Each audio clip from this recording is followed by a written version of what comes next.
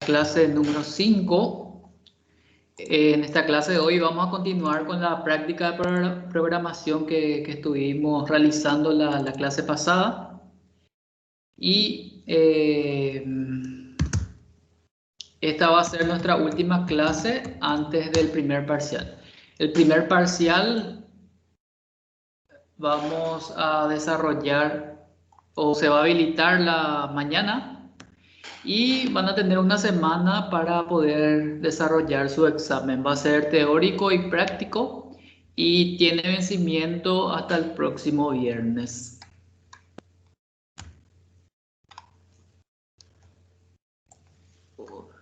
Me voy a loguear un ratito.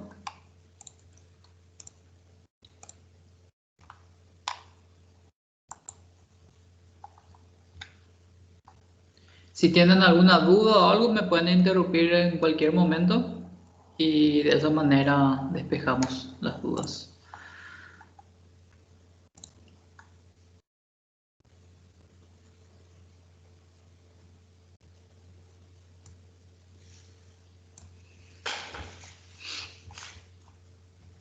Bien, entonces, la clase 6, programación, parte 2. Y vamos a trabajar sobre el código desarrollado hasta donde llegamos la clase pasada. Voy a abrir eso.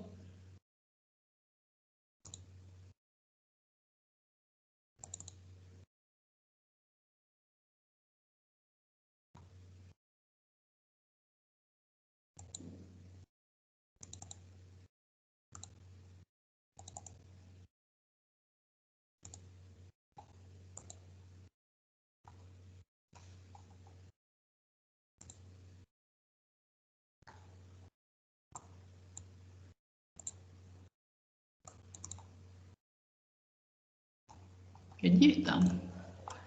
A ver, clase 4. Ah, acá está. Ya lo encontré.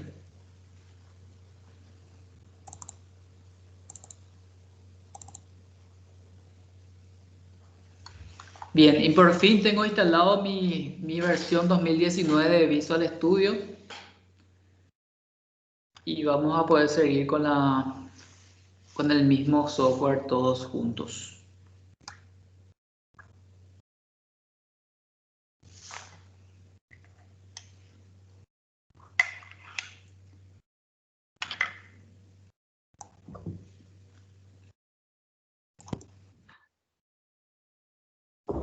Bien, entonces tenemos nuestra biblioteca, proyecto de biblioteca clases con las clases que habíamos hecho. Definimos las propiedades y las propiedades, constructores y métodos de nuestras clases. Creamos una interfaz también y lo implementamos en las clases WhatsApp y correo. Y empezamos a ver cómo poder instanciar objetos. Y llegamos hasta ahí. Lo que vamos a hacer ahora es conocer un poco más sobre C Sharp. Si conocen otro lenguaje, van a conocer cómo implementamos ciertas cosas con, con C Sharp. Y lo primero que vamos a hacer es hablar sobre la sintaxis y vamos a conocer los distintos tipos de datos, los más populares que tenemos.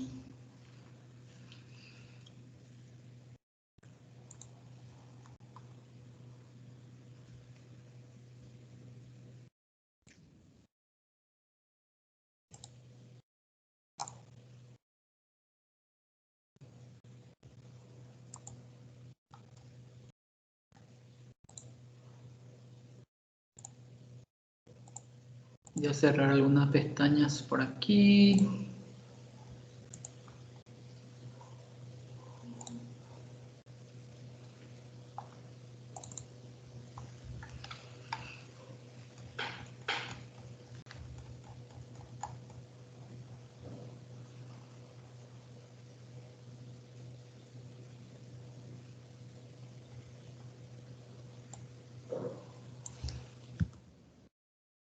Bien, entonces vamos a conocer los ejemplos, vamos a dar algunos ejemplos de los tipos de datos más comunes y populares que utilizamos.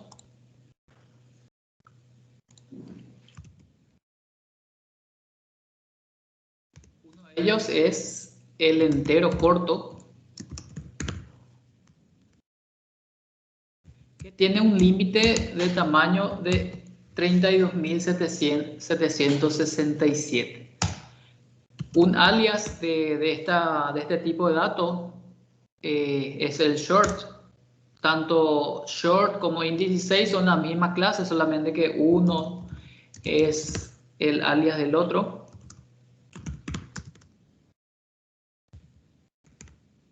Y este tipo de dato puede contener, este tipo entero puede contener hasta números de hasta 32.767. Si yo quisiera poner un número más alto, solamente un número más, si yo pondría 32.768, ya me da un error. ¿Qué me dice el error? Que el valor constante no se puede convertir en short. O sea que él solamente es una cajita tan pequeña que puede contener este tipo de datos. El entero normal, vamos a llamarlo así, es el int32, que lo podemos denominar tanto como int32 o como int en minúscula, y puede ya contener números más grandes. La mayoría de los números que nosotros manejamos entran dentro de esta cantidad, que sería 2.147 millones. Podría llegar a contener este tipo de datos. Como les digo, la mayoría de los números que normalmente usamos entran en eso. Pero si tuviéramos la necesidad de tener que almacenar o trabajar con números más grandes que eso, tenemos los enteros largos, que lo podemos llamar internamente como int64. La clase se llama int64 y el alias es long. Que, a ver si alguien se anima a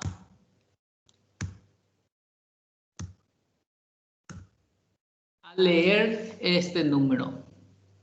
¿Cómo sería en español para si queremos leer este número? Aquí tenemos millones, aquí tenemos miles, aquí tenemos... Tarea entonces, ¿cómo leer este número enorme? ¿Por qué querríamos? En algún momento podríamos decir, pero profe, ¿por qué pero no usamos nomás en un entero largo y nos dejamos de joder con que si es chico, si es normal? Si con entero largo ya solucionamos todos nuestros problemas, ¿verdad? Pero no siempre es así, no es solamente pensar en solucionar problemas, sino que también es pensar en la eficiencia de nuestros programas. Entonces, si nosotros siempre usamos un entero largo, donde almacenemos los datos, también debería ser de ese tipo de datos. Entonces, el tamaño que se reserva para la base de datos es mucho mayor, y el tamaño que se reserva de memoria también al correr nuestros programas es mucho mayor. Capaz que al trabajar en ejemplos que nosotros, por ejemplo, estamos haciendo, o pequeños sistemas de AVM y demás, no notemos mucha la diferencia y no va a marcar la diferencia. Pero cuando estemos trabajando con sistemas grandes o que trabajemos con millones de registros o terabytes de datos, esa eficiencia se ve y mucho, ¿verdad? Entonces, siempre debemos, al diseñar nuestra base de datos o al trabajar del lado del código, ver el tipo de datos adecuado para, para esa información que estamos almacenando o con la cual estamos trabajando. Después tenemos los números con decimales, que son los números reales, que pueden ser de tres tipos, que puede ser el single, que es un número real, pero que solamente tiene 7 dígitos, que se expresa de esta manera y se denomina de esta manera, el single y el float, que es el alias. Entonces, si tenemos un número con decimal que no es muy grande o que no necesitemos mucha precisión de los decimales, podemos usar el float. O si necesitamos más dígitos, podemos usar el double. O inclusive si necesitamos mucha más precisión, tendremos que utilizar el decimal. Entonces aquí ya le voy poniendo tanto la clase como el alias. Si ven por allí en algún otro código, ya van a saber a qué se refiere. Profe, Es indistinto usar uno u otro. Sí, escribiendo, te están escribiendo ahí en el chat. ok.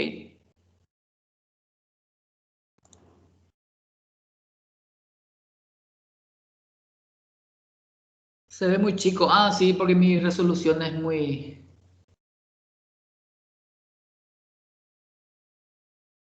Ahí se ve mejor. Ahí está bien, profe. Sí, sí, profe. Ok, genial. Entonces habíamos visto los enteros normales, o sea, los enteros chicos, los enteros normales y los enteros grandes. También los números reales pequeños de más dígitos o de inclusive muchísimos dígitos.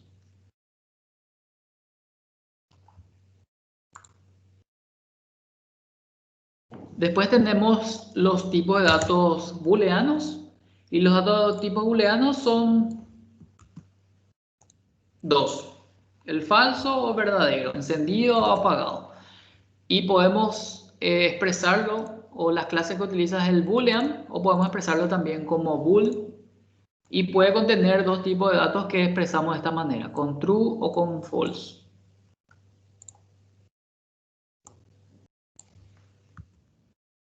Ya conocemos las cadenas, que son el string, lo que me habían preguntado la clase pasada. El string con mayúscula y sin minúscula es la misma y puede contener cadenas. Acá hay un tema interesante que yo siempre hago la comparación con Python, porque es un lenguaje con el cual trabajo mucho también. Y es, digamos, siempre tienen una polaridad con C Sharp. Por ejemplo, Python es de tipado dinámico, C Sharp es de tipado estático. C Sharp es compilado, Python es en formato script. Entonces, por eso me gusta hacer esta comparación con el tipo de lenguaje que Python es interpretado, con el tipo de lenguaje que más se parecen, digamos, por el tipo de lenguaje es JavaScript y PHP. Y C Sharp, con lo que más se parecen es con Java o con C++, por ejemplo, ¿verdad? Entonces, hay una diferencia que se nota acá con los caracteres. Los caracteres son, aquí vemos, el carácter es una unidad de código solo. O sea, no puede contener más de una letra, solamente puede contener un carácter, una letra. Yo puedo poner G, puedo poner U, puedo poner P, cualquier tipo de letra, pero solamente uno. Si yo pusiera dos letras, ella me empezaría a chillar. ¿Por qué? Porque me dice demasiado carácter, es un literal de carácter. Y algo muy peculiar de C Sharp es que para denominar o para expresar los caracteres yo tengo que usar las comillas simples. Si yo utilizara las comillas dobles, él ya me interpreta como que ya no es un carácter. Me dice, no se puede convertir string en char. O sea, vos le pones doble comilla y él ya automáticamente dice que es una cadena, ya no es un carácter. Entonces, recuerden eso porque es un error, suele darse el error de que si estamos acostumbrados a utilizar doble comillas o estamos acostumbrados a utilizar comillas simples, no lo va interpretando. Lo mismo en la cadena. Yo podría utilizar la comilla simple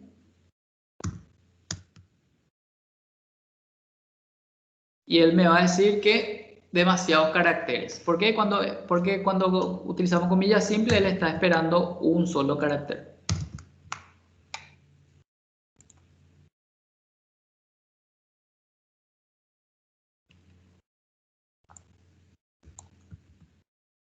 Las condicionales, no me voy a centrar en para qué sirve una condición o para qué sirve un for o un desde o un while, sino que cómo implementamos eso en C#.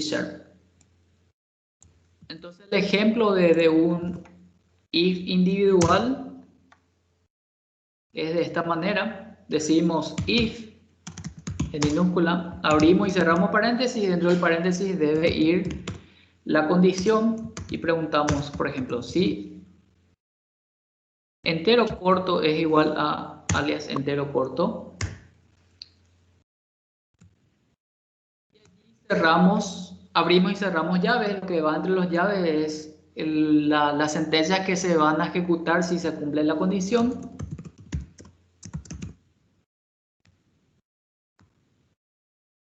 Y podemos poner una cadena en específico.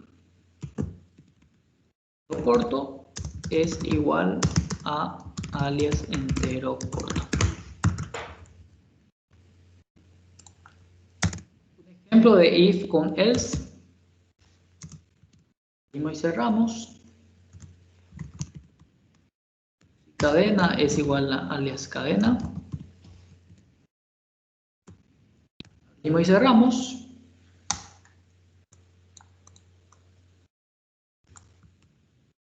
E imprimimos.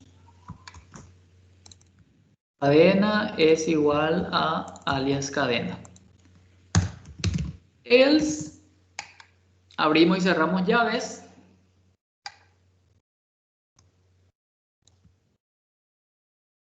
Y ahí decimos cadena no es igual a alias cadena.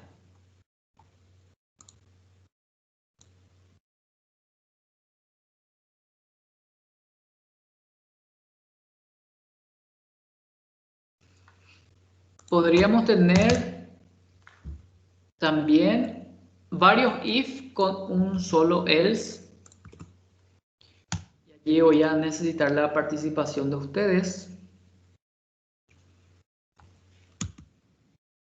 Puedo poner un if entero normal para alias entero normal.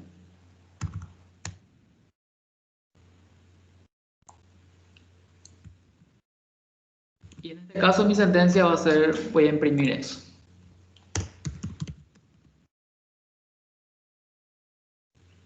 Y puedo preguntar si el entero normal es mayor al alias entero normal. Y si se cumple esa condición, voy a imprimir eso. Entero normal es mayor a alias entero normal. Hago otra condición. Si entero normal es menor a alias entero normal. Inclusive puedo preguntar las veces que quiera o tener muchas condiciones. Entero normal es diferente a alias entero normal.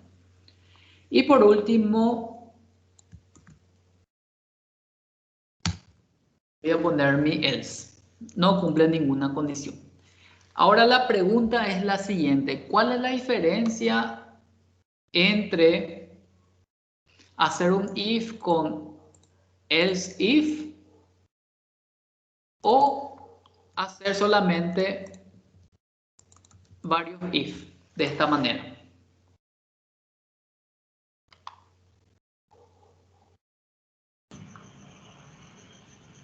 Por ejemplo, si haces varios if, se va a tomar los cuatro, se va a preguntar. Si haces el if, solamente puede entrar en uno. Vos sos José, ¿verdad? Sí. Bien, espectacular, José. Esa era la respuesta que estaba buscando. Lo que pasa cuando hay if independientes, él va a preguntar en cada uno de ellos. ¿Se cumple esta condición? No, pasa al siguiente. ¿Se cumple esta condición? No, pasa al siguiente. ¿Se cumple esta condición? No, pasa al siguiente. ¿Se cumple esta condición? No, pasa al siguiente. Y por último, pasa else. Sin embargo, con el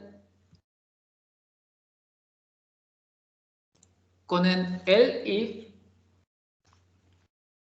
se pregunta la primera condición. ¿Se cumple esta condición? Sí. Si se cumple esta condición, pasa directamente ya a al siguiente bloque de código. Ya no vuelve a preguntar por cada uno de ellos.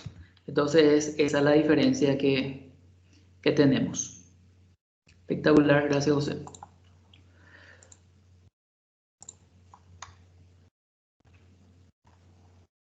El switch que también tenemos en casi todos los lenguajes,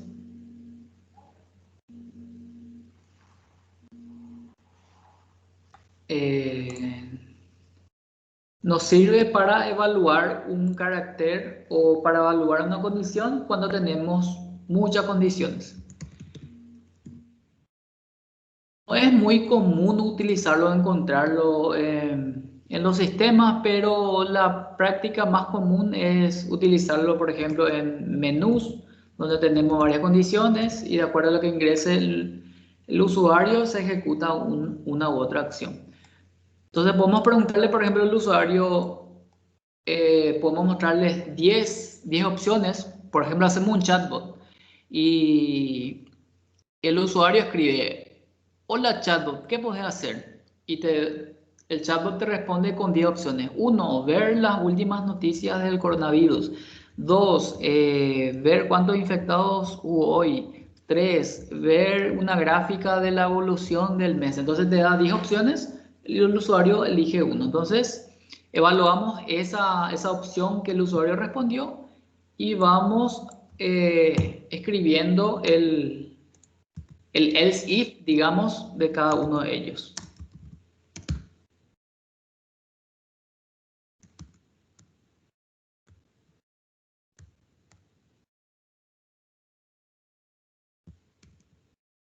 Si es la opción A, ejecutamos un código en específico que programemos y no nos olvidemos del break para pasar al siguiente bloque de código. Si se cumple la condición de que el carácter sea B o la opción elegida sea B, ejecutamos el código que tenemos preparado para esa opción y nuevamente utilizamos break. Y así tenemos diferentes casos.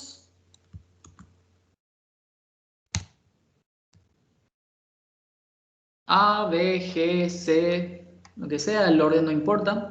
Y por último el else, si hacemos un paralelismo con el if, sería el default. Si no se cumplen ninguna de las condiciones anteriores,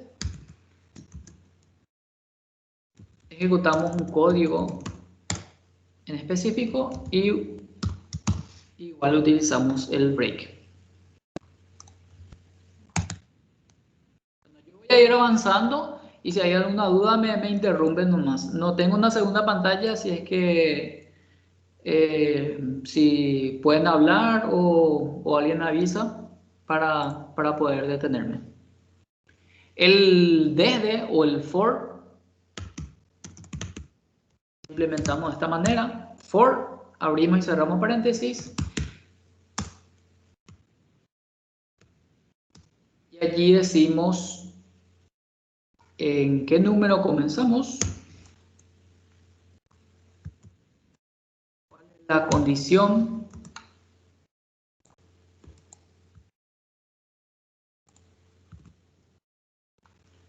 Mientras sea menor, vamos hasta que i sea menor a 100. Y en cada iteración vamos a sumar 1. Si cerramos llaves, lo que está dentro de las llaves es lo que se va a ejecutar.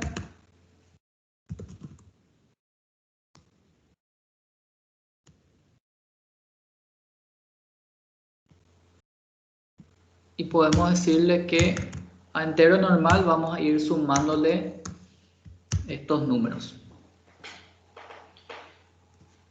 Entonces se va a ejecutar, va a empezar en 0, va a ir hasta 99 y se va a ejecutar lo que esté dentro allí. Vamos a ir sumando dentro de entero normal todos los valores. El for, digo el mientras, que es el while.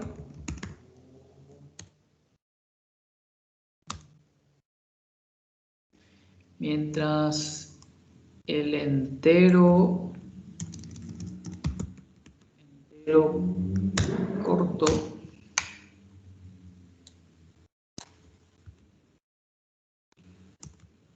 sea menor a 100,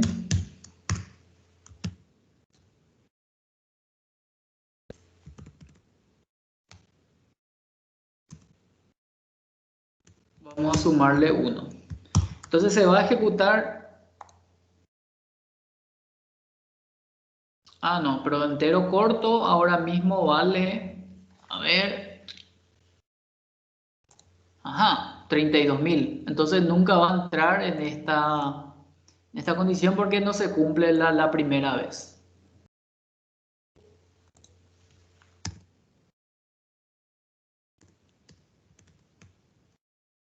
Le decimos entero corto igual a 0. Entonces para que comience en 0 y le vaya sumando 1 hasta que llegue al número 99.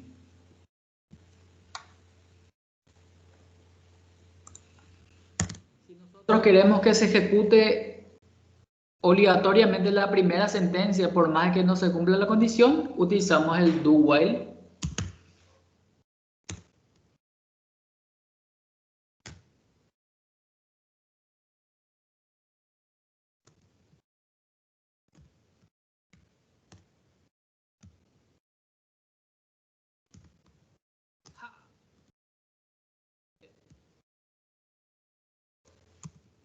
Por más de que no cumplo la condición.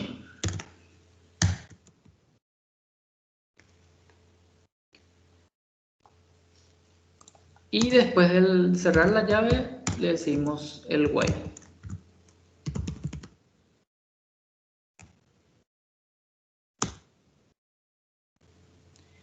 Entero normal.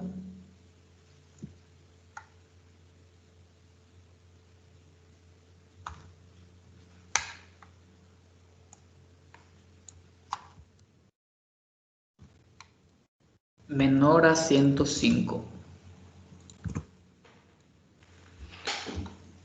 Si entero normal será menor a 105, iba a volver a entrar aquí.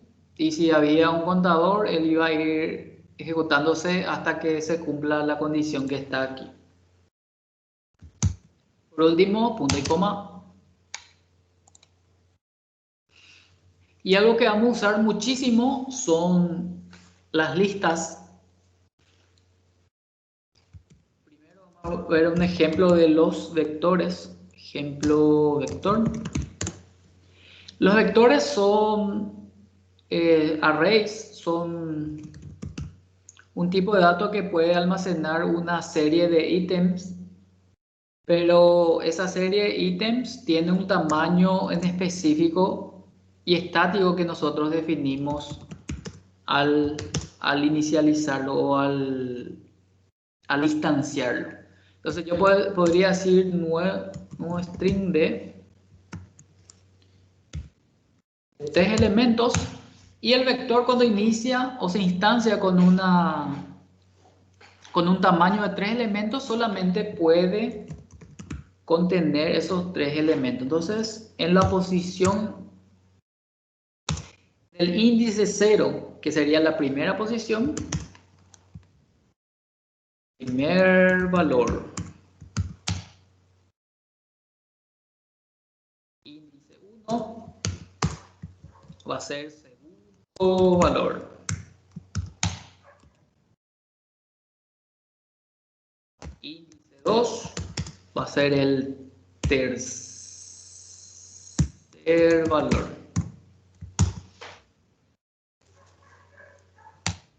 Lo que pasa si yo quisiera asignarle en en el índice 3.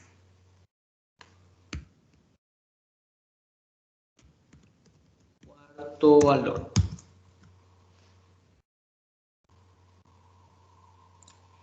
Aquí el compilador no se dio cuenta, pero si yo ejecutara esto, madre mía.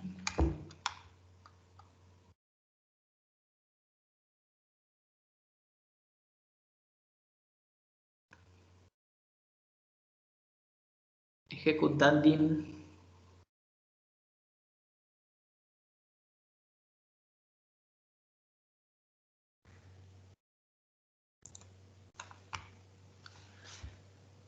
Tengo un loop infinito, a ver, entero normal.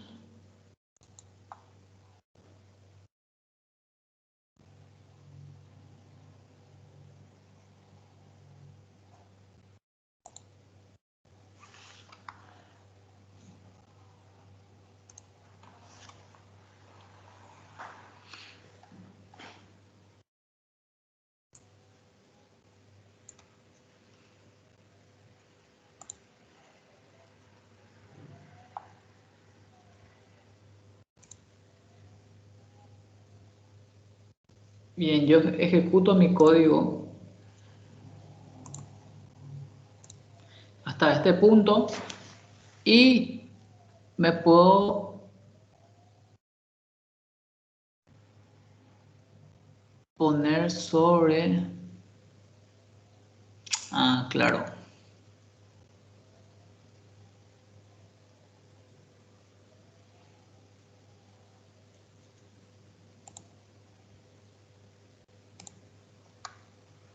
Y entero corto vale 100. Bueno, voy a cambiar mi condición acá. Esto es algo muy útil que si no lo conocían, tienen que usarlo a diario. Es el punto de interrupción que sirve para depurar programas. Entonces, yo puedo poner un punto de interrupción en cualquier punto de mi programa para que la ejecución se detenga en ese mismo momento. Y cuando se detiene en ese mismo momento, yo puedo tener los valores de cada una de mis variables. Entonces, yo me detengo en este momento y ejecuto mi programa. Y puedo ver cada una de mis variables qué valores tiene. Entero corto tiene un valor de 100, entero corto tenía 0, pero cuando se ejecutó todo este while, llegó a tener el valor de 100. Y entero normal tiene este valor. Carácter tiene el valor de P y así sucesivamente. Entonces con F11 yo podría ir ejecutando línea por línea y ahí me doy cuenta que esto se ejecuta una y otra vez.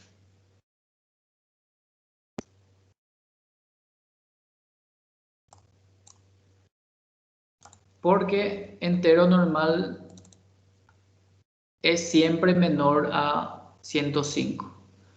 Entonces lo que yo quiero hacer es entero corto.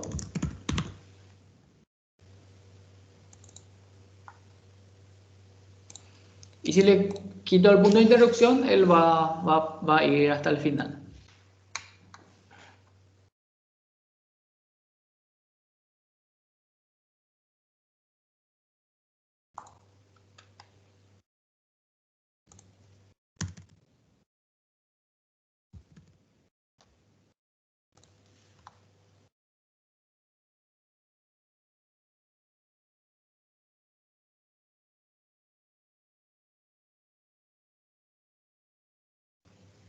Y allí tengo el error. ¿Qué me dice? Índice fuera de los límites de la matriz. ¿Por qué ocurrió eso? Porque yo estoy tratando de asignar un valor a un índice que no existe del array. Pero, ¿y si yo quiero poner más valores, profe? ¿Cómo podemos hacer? ¿Podemos solucionarlo de alguna manera? Y no, con los vectores o con los arrays es imposible. Una vez que vos instancias Él nace con esa cantidad de ítems que puede contener y muere con eso. Entonces, por eso yo no puedo asignar más valores a mis arrays. Sin embargo,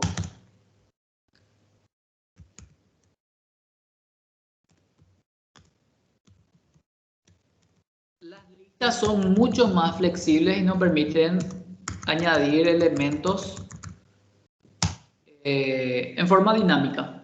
Entonces podemos nosotros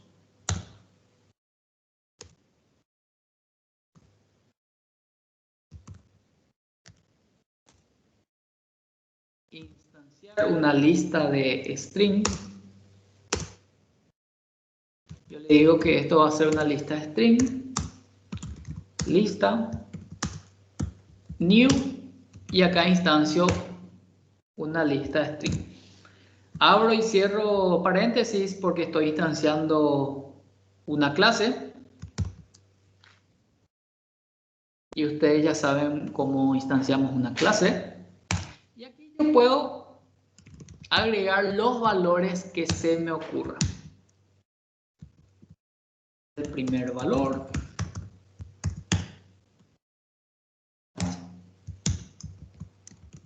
Podemos tener el segundo valor.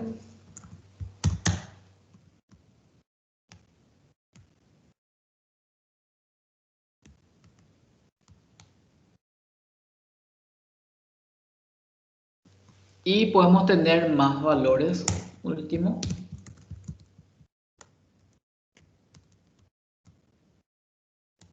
Cuarto valor.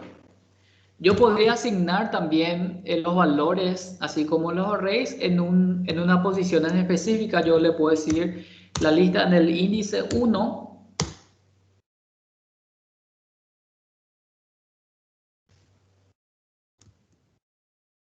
Va a tener ahora el segundo valor corregido.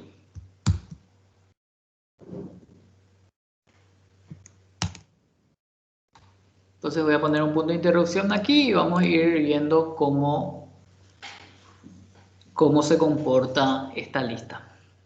Bien, entonces me pongo encima de la lista y veo que la cantidad de ítems es 0. Con F11 voy a la siguiente línea, agregué un primer valor, me pongo sobre la lista, cantidad 1, lo despliego y aquí me dice que en el índice 0 tiene el valor primer valor. Asigno hasta el cuarto valor, vuelvo a mirar qué hay en mi lista y veo que tengo 1, 2, 3, 4 índices con primer, segundo valor, tercero y cuarto. Y yo aquí lo corrijo en el índice 1, me pongo sobre la lista, vuelvo a mirar y aquí vemos que está el segundo valor corregido. Entonces eso es muy normal hacerlo en las listas. Y para recorrer las listas en forma fácil, usamos el for each. El for each sirve no solamente para recorrer listas, sino cualquier tipo de dato que sea una colección de ítems.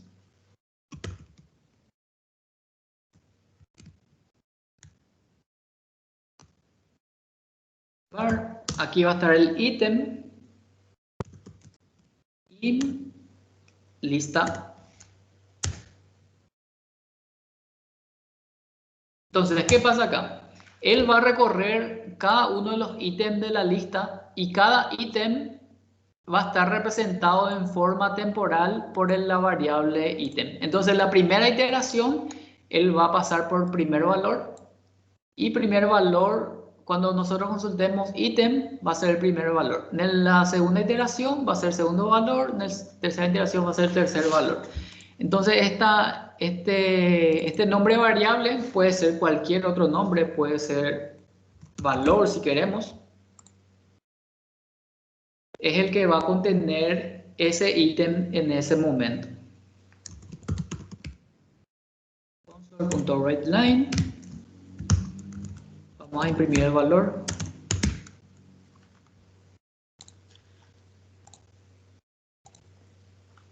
Entonces vamos a ver el ejemplo.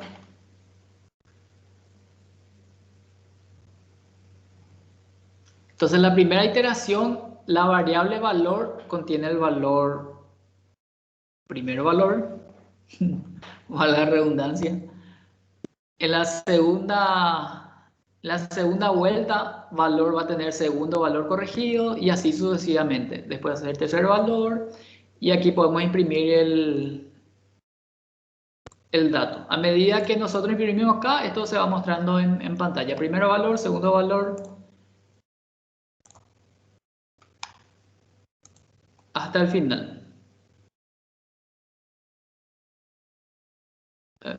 Se quedó mi punto de interrupción. Continuar hasta el final. Y va hasta el cuarto valor.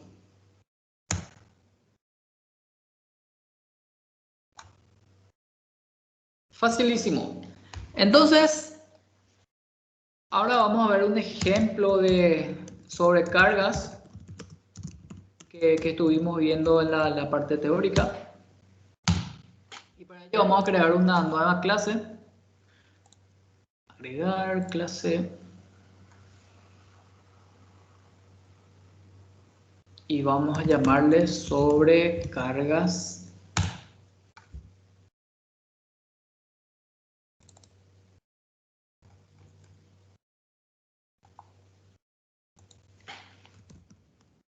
Lo primero que hacemos es hacerlo público. Va a tener tres propiedades.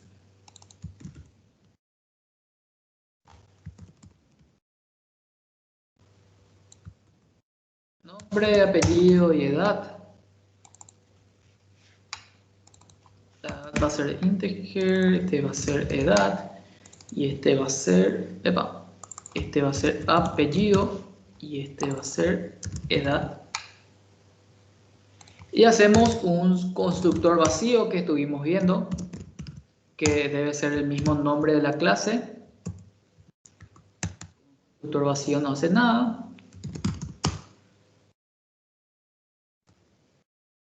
Podría tener otro constructor que reciba dos atributos del nombre y apellido. Nombre es igual a nombre.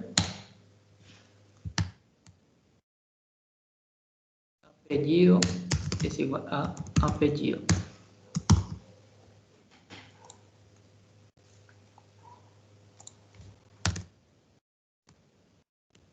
Public sobrecargas. Tercer constructor que recibe tres parámetros: nombre, apellido y edad, y le asignamos esos valores a los atributos de nuestra clase.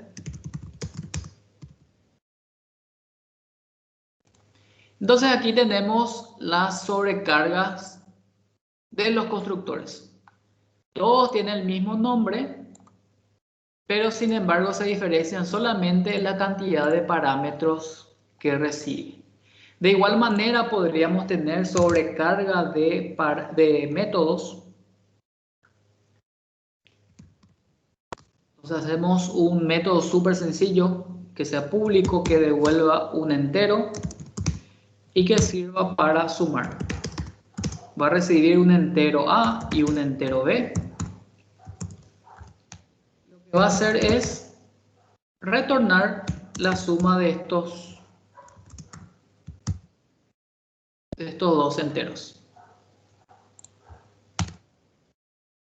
También podemos tener otro método con el mismo nombre, pero sin embargo recibe tres parámetros. Y retornamos la suma de estos tres enteros que recibimos. Y si queremos abusar, podemos tener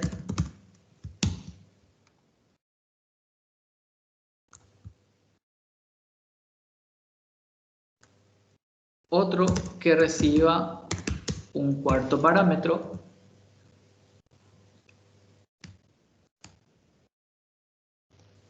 y que retorne la suma de todos esos parámetros que recibimos. Entonces aquí tenemos otro ejemplo de sobrecarga de métodos, en el cual para llamarse sobrecarga de métodos tiene que cumplirse o tiene que tener la misma firma del método. Eso es, es un nombre técnico donde se dice que la firma de un método es el modificador de acceso, el tipo de dato que retorna y el nombre sean iguales. Y lo único que le diferencia entre ellos es la cantidad de parámetros. Veamos cómo se ve del lado del programa cuando queremos utilizar estas sobrecargas. Entonces, sobrecarga 1, podemos instanciar.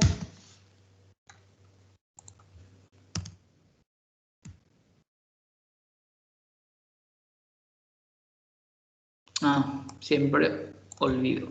New, sobrecargas, abrir paréntesis, y allí nos muestra que tenemos disponibles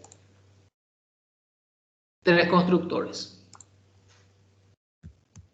Entonces podemos utilizar uno vacío, podemos pasarle el nombre y el apellido, o podemos pasarle el nombre, apellido y la edad. Ahora, lo mismo ocurre con la sobrecarga de métodos.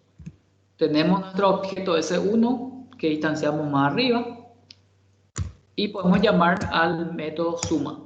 Abrimos paréntesis y nos dice que tenemos 3 métodos disponibles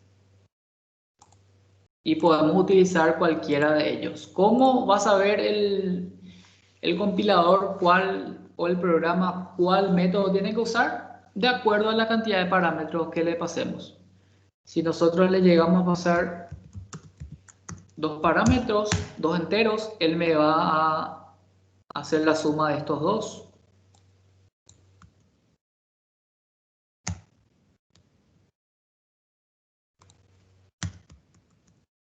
4. Si le paso 3 enteros, él me va a ejecutar el otro método. 6, 7, 8 y 9. Él me va a ejecutar otro. Y a ver si es tan inteligente que si yo le digo, ya te pasé 2 parámetros, 3 parámetros, 4 parámetros y ahora te paso un quinto. Y obviamente tenés que saber qué es lo que tenés que hacer. Error. Ninguna sobrecarga para el método suma. Toma 5 argumentos.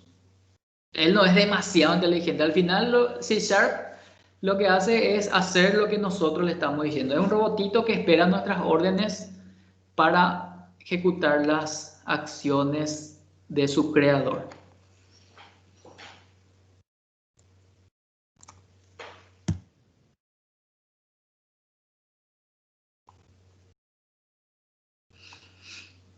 Bien, vamos a hacer un ejemplo de los atributos públicos y privados. Con los atributos públicos y privados implementamos la parte de encapsulación, en el cual nosotros decimos que el usuario final o cuando alguien esté usando la clase no necesariamente tiene que saber todos los cómo está construido por detrás, ¿verdad? Entonces nosotros tenemos una notebook o tenemos un teléfono y ese teléfono tiene un botón de encendido o tiene un botón de volumen. Nosotros lo único que hacemos para prender o apagar nuestro teléfono es apretar ese botón. Y nosotros no necesitamos saber todos los circuitos electrónicos que intervienen en esa operación para poder usar nuestro teléfono para poder prenderlo. Nosotros solamente tenemos una interfaz con un botoncito y lo que pasa por detrás ya no nos interesa. Eso es problema del fabricante, digamos. Entonces, de esa manera también ocurre la encapsulación en el paradigma de programación orientada a objetos. Nosotros le disponibilizamos al programador, al usuario, un método o atributos y lo que pasa por detrás o dentro de la clase no debería estar accesible para el usuario si es que no lo necesita. Entonces, podemos tener atributos o métodos inclusive privados y de esa manera encapsulamos nuestro código. En el mundo empresarial es muy común que nosotros ofrezcamos un servicio, por ejemplo, un servicio de Machine Learning que a partir del escaneo de una factura, él me cargue en un sistema, por ejemplo, ¿verdad? Entonces yo como programador que trabajé varios meses en ese algoritmo para que reconozca la factura de Paraguay y reconozca la fea letra o reconozca algunas palabras que solamente existen, que se usan acá, ¿verdad? Ese código no debería poder estar accesible y es un secreto profesional, digamos, o es el fruto de mi trabajo que yo estoy ganando dinero a partir de ellos. Entonces, si yo trabajo en C# y meto ese algoritmo dentro de la librería, yo tranquilamente lo meto como privado y el usuario no va a pasar o no va a saber o no va a poder copiar o replicar ese mismo efecto o ese mismo resultado que yo tengo gracias a la encapsulación. Entonces la encapsulación es muy útil no solamente para el usuario para esconderle la complejidad, sino también para el programador para esconder ciertas cosas o que en alguna u otra manera podrían afectar al rendimiento o al uso del sistema. Imagínense si vos como usuario en un cajero en un cajero automático, vos podés establecer tu saldo de tu cuenta bancaria, ¿verdad? Eso sería una catástrofe para el mundo bancario. El cajero automático te da la posibilidad de o transferir dinero o extraer dinero. A partir de esa extracción o esa transferencia, tu saldo disminuye. Si yo estoy en un TAO, en un terminal de autoservicio, yo puedo meter cheque o puedo meter efectivo y eso lo que hace es sumar al saldo. Pero el saldo no está disponible para mi usuario final. Y eso es otro ejemplo de encapsulación en el cual nosotros ofrecemos las interfaces para que uno u otra dato o variable o método esté disponible según el programador o el analista lo defina.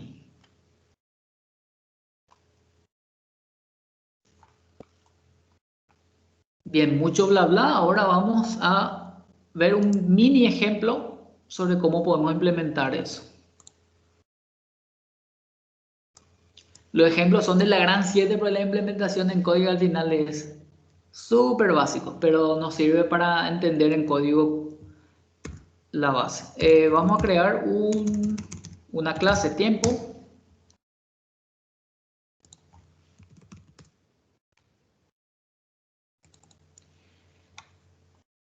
Y esa clase tiempo va a tener un atributo privado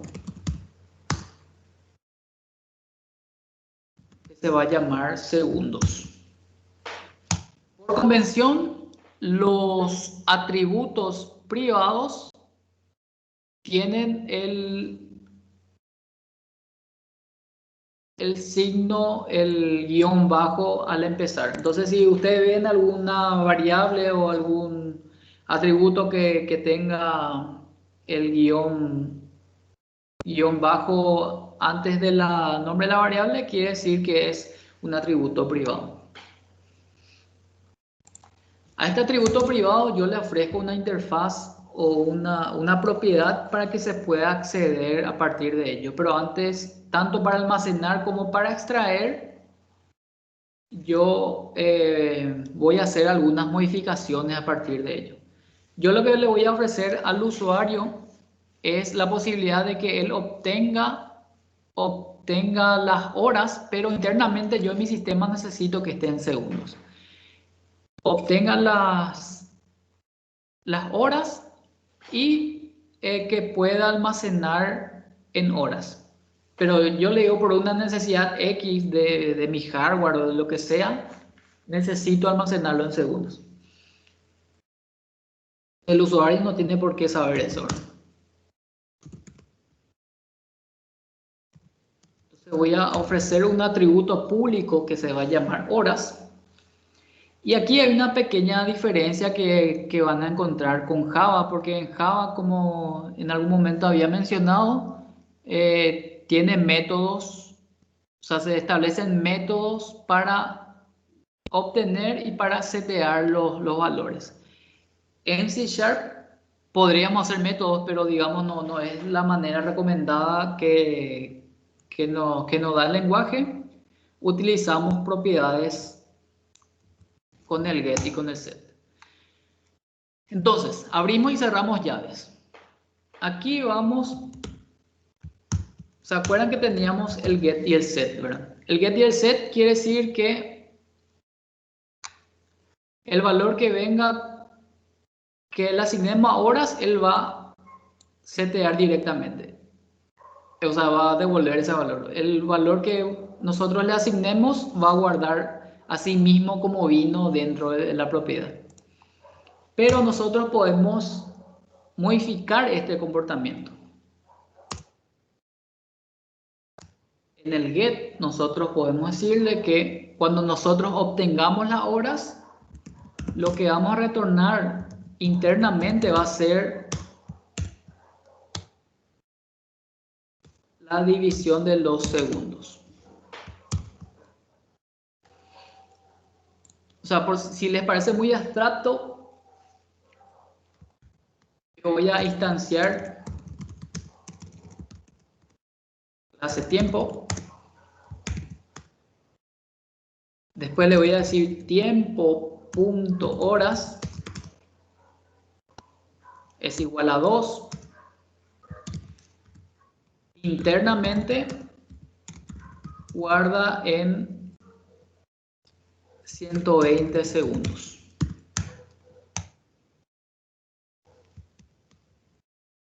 Cuando yo imprimo tiempo.horas,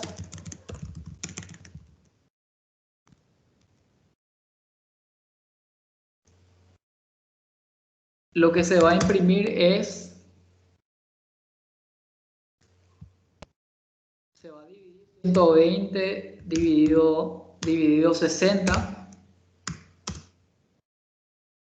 se va a imprimir 2 horas. Eso es lo que va a pasar del lado del usuario. Entonces, cuando yo obtengo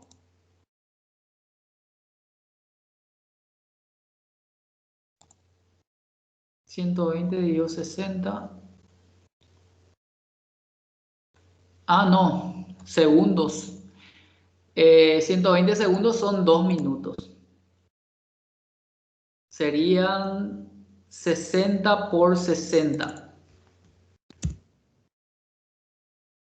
3600 por 2 serían 7200 segundos. Si me estoy equivocando, díganme nomás. Imprimo tiempo en horas, entonces sería 7200 dividido 3600 daría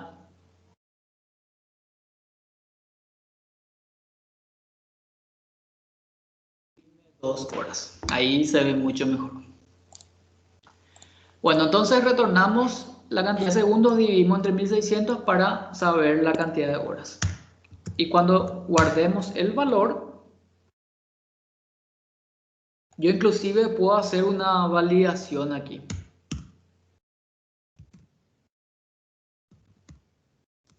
El valor que me está enviando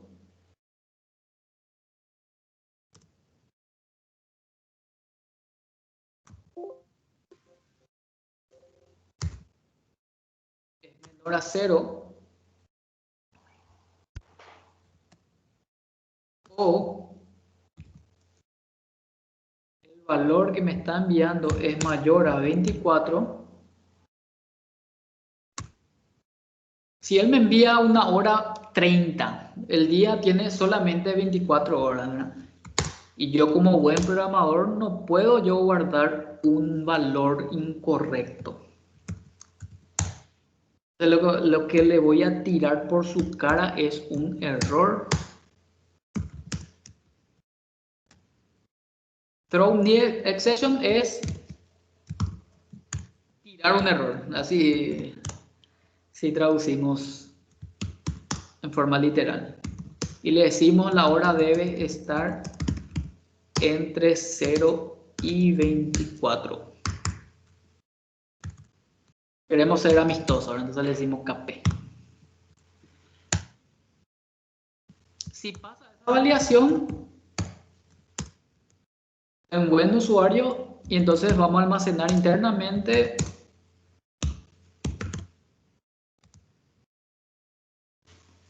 el valor en segundos.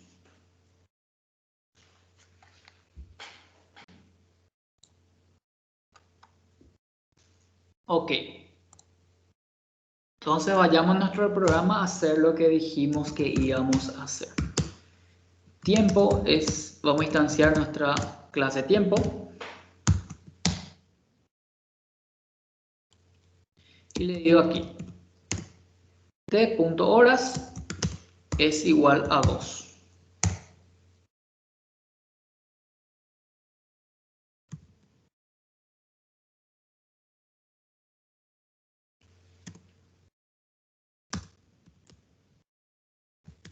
Yo almaceno en una variable ese valor, t.horas, para consultarlo después. Y puedo asignar también 30 horas, por ejemplo. Y vamos a ver qué es lo que pasa.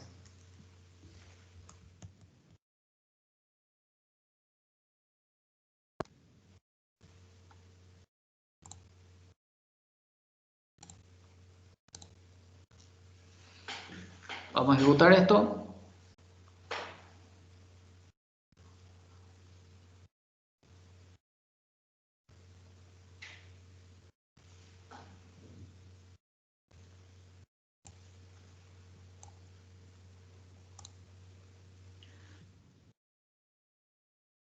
F11. ¿Desea continuar? No. Bien. Yo guardé ahora 2 horas. Y si veo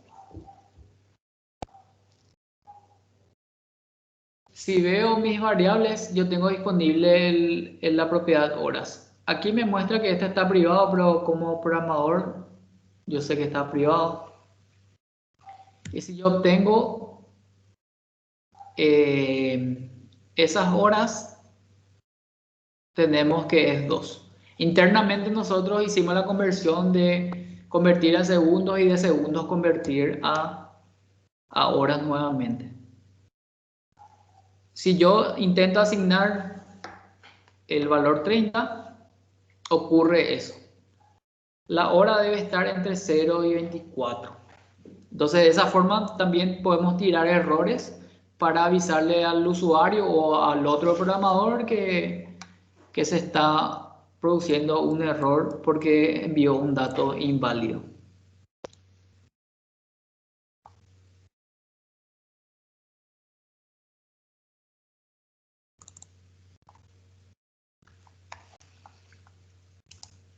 Para conocer todos los modificadores de acceso que existen, voy a crear una clase I. Modificadores de acceso para tener como ayuda de memoria, el cual podemos tener varios tipos de acceso.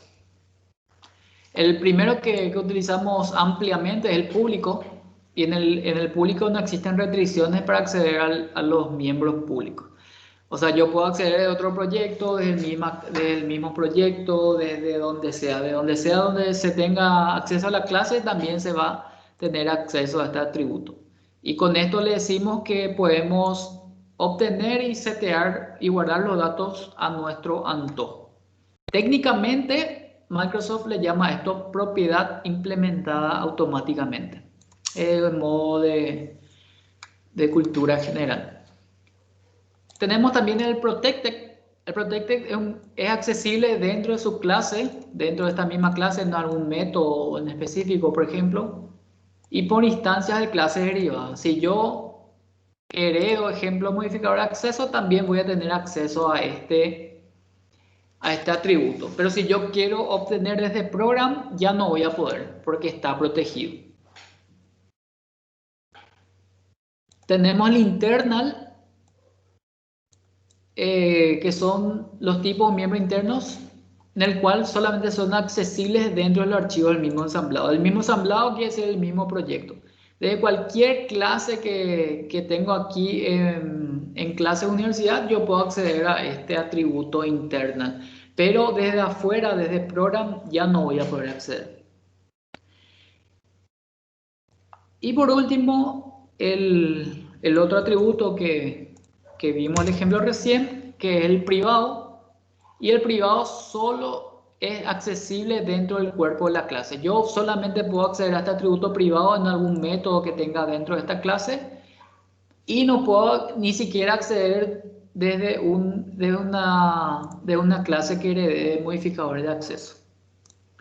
¿Y cómo podemos obtener y setear? Con otra propiedad en el cual esta propiedad va a ser public string atributo private.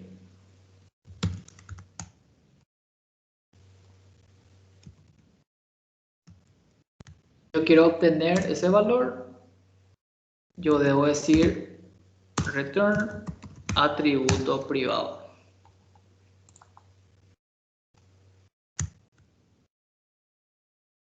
Si yo quiero setear, le escribo set, abro y cierro llaves, y al atributo private le asigno el valor que se me asignó desde afuera.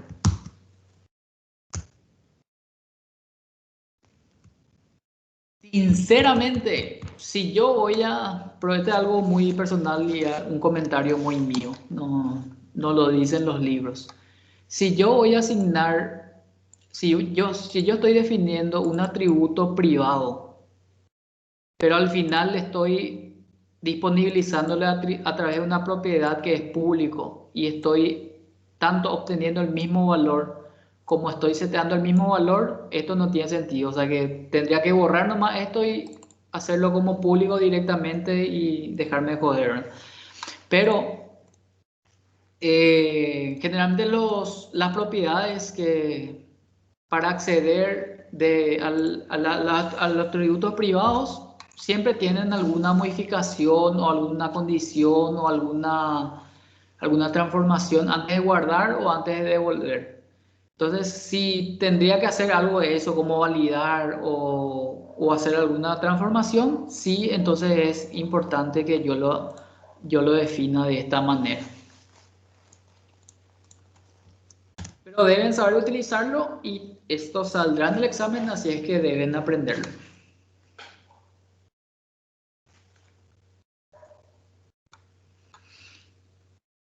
Bien, ¿alguna pregunta que tengan hasta aquí? Voy a verificar el chat. Mucho texto, mucho texto.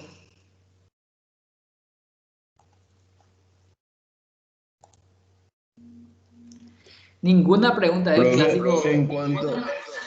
Terminemos ya la clase, profe. Vamos ya. Sí. Yo tengo una pregunta en cuanto al proyecto. ¿Esa vamos a iniciar después del segundo parcial recién o...? Porque viste que dijiste que iba a dar los temas. Sí, mal no recuerdo. Sí.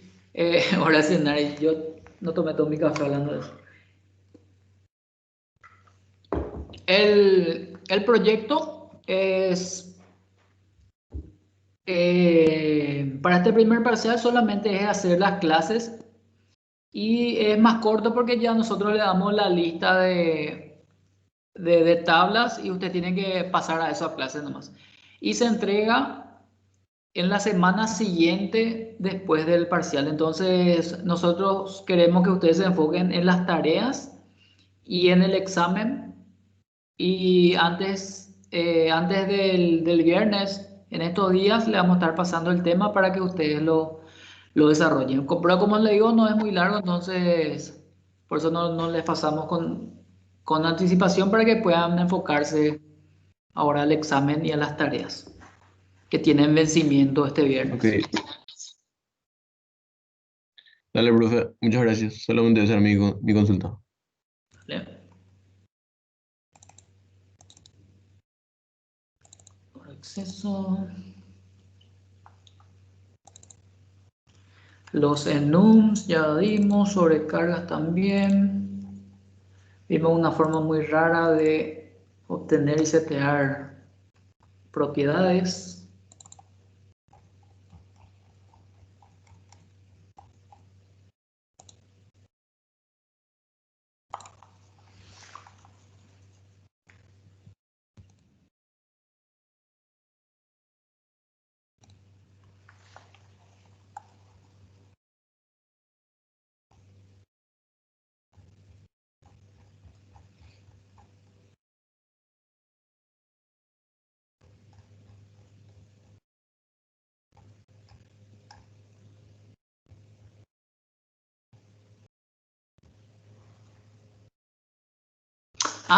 La interfase, todavía no implementamos las interfaces.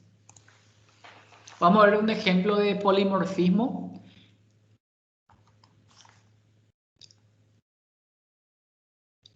Entonces teníamos que persona tiene, volviendo otra vez a nuestro sistemita de universidad, teníamos persona como abstracto y teníamos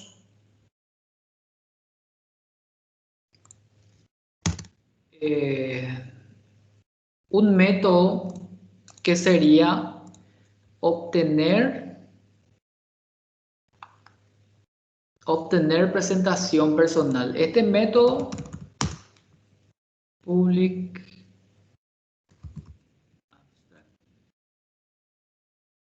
va a retornar un string, tener presentación personal.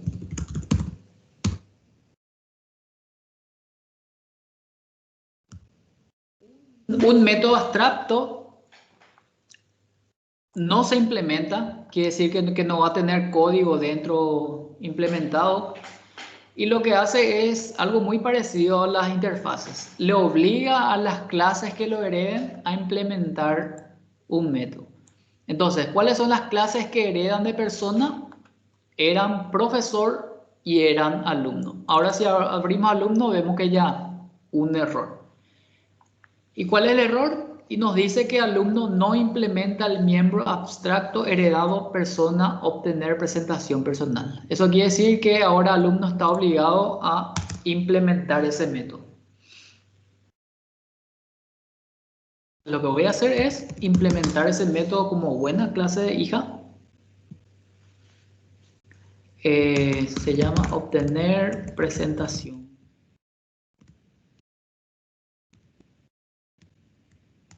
De devolver un string, devolvemos un string. Y ahora el alumno se tiene que presentar.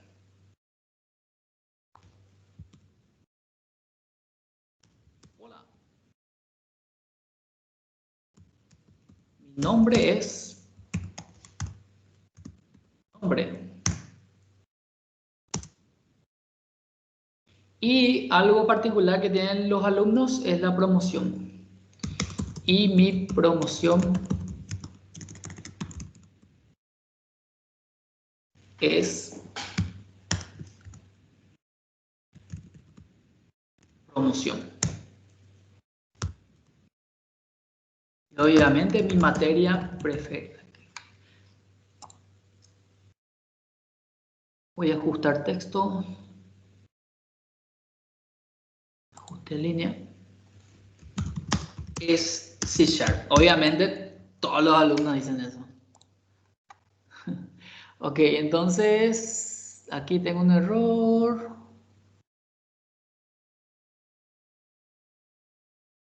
Claro, algo que nunca hay que olvidar, como yo olvidé ahora, es que cuando nosotros estamos heredando una clase y estamos sobreescribiendo el método, nunca hay que olvidar la palabra clave override, el cual le digo que yo estoy sobreescribiendo un método de la clase padre. Bien, entonces lo mismo tengo que hacer con profesor.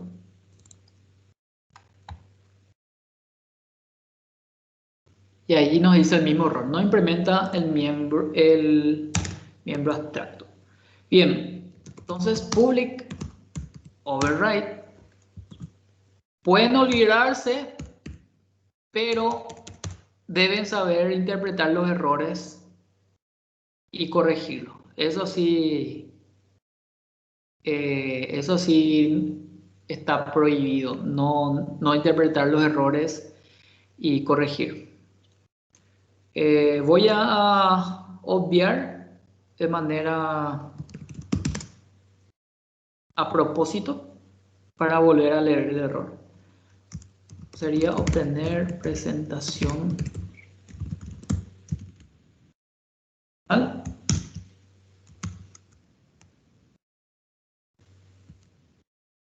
Y voy a retornar un texto. Quiero tener datos variables dentro.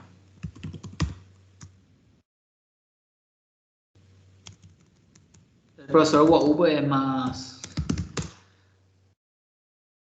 serio, entonces dice buenas noches.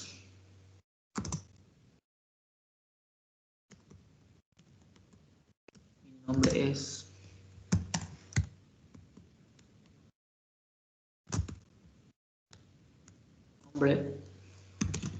y obtuve el título de grado.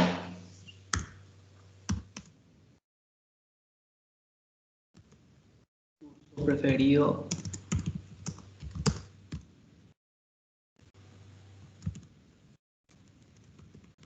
intro C# primavera 2020.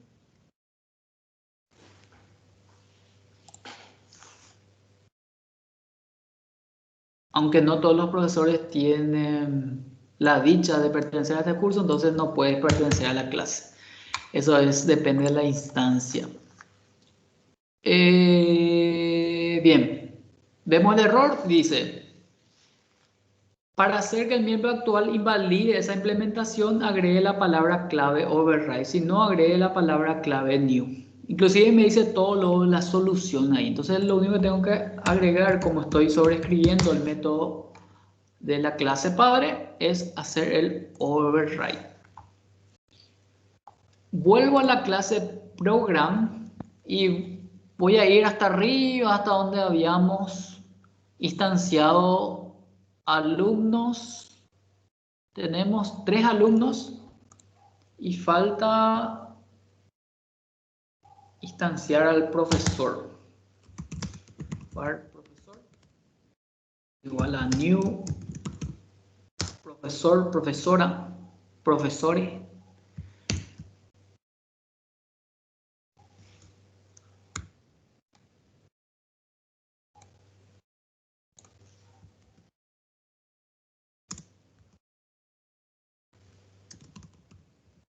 Flavia Cáceres, su número de documento es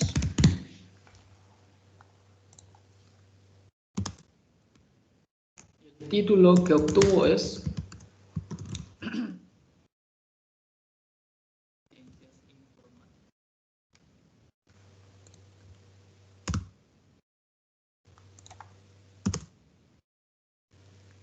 Jorge, es de la promoción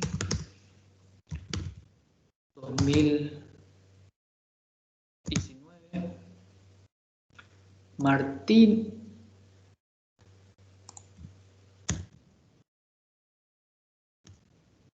alumno 2. Promoción es la promoción 2020.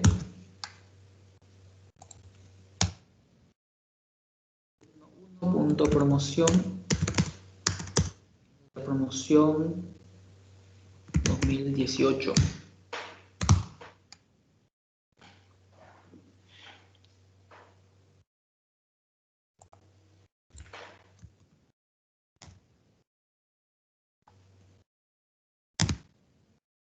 no es alumno 4, es profesora. Profesora.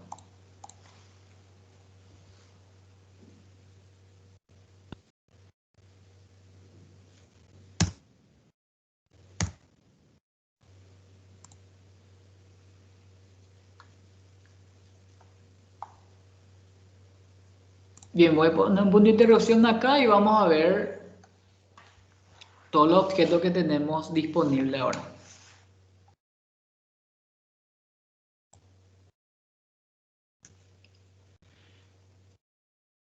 Entonces tenemos 4 objetos, 3 objetos de tipo alumno y un objeto de tipo profesor, que contiene estos datos. Ahora lo que vamos a hacer es que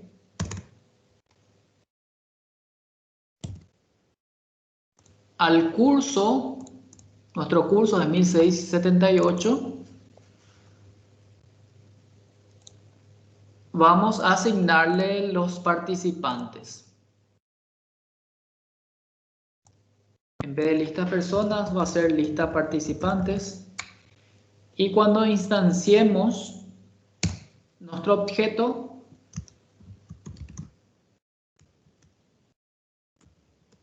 new, vamos a instanciar una lista. Vamos a instanciar una nueva lista de personas.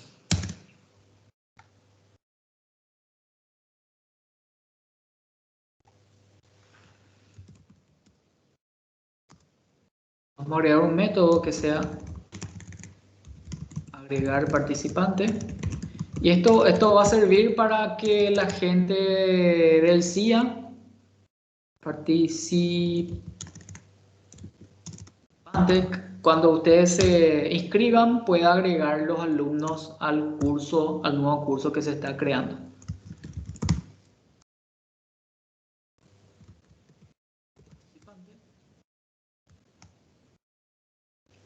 Y lo que va a hacer es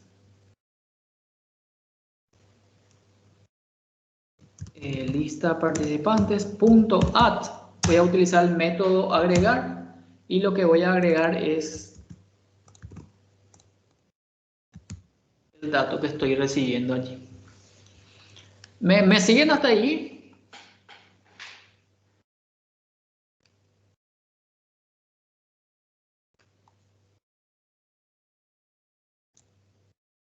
Bien, entonces tenemos 3 alumnos, una profesora, tenemos un curso y ahora vamos a asignarle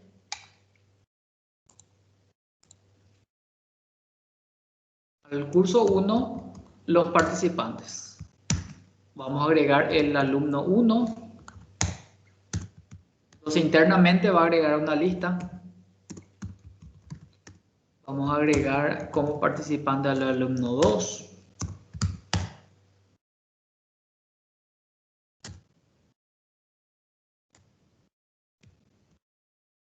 Y vamos a agregar al alumno 3. Pero también el curso tiene que tener profesores. El profesor es un participante más. Profesora.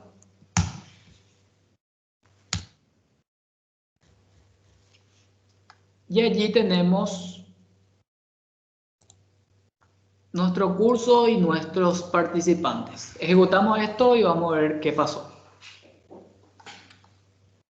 Entonces retomo, alumno 1 es Katy, alumno 2 es Martín, alumno 3 es Jorge y la profesora es Flavia. Ahora vamos a los datos del curso y vemos que el curso 1678 de los viernes tiene una lista de participantes. En esta lista de participantes tengo mis 4 objetos: Katy, Martín, Jorge y Flavia. Y ahora lo que vamos a hacer es primer día de clases, nadie se conoce y queremos conocernos entre todos. Entonces cada uno y como somos informáticos, vamos a presentarnos, pero a partir de nuestros datos en forma de programación. Entonces lo que vamos a hacer es, vamos a recorrer nuestra lista de participantes y vamos a imprimir la presentación personal de cada uno. Entonces, si recuerdan, para recorrer una lista utilizamos for each, var, y le llamamos participante, porque cada ítem es un participante. In uso 1 punto y accedo a la lista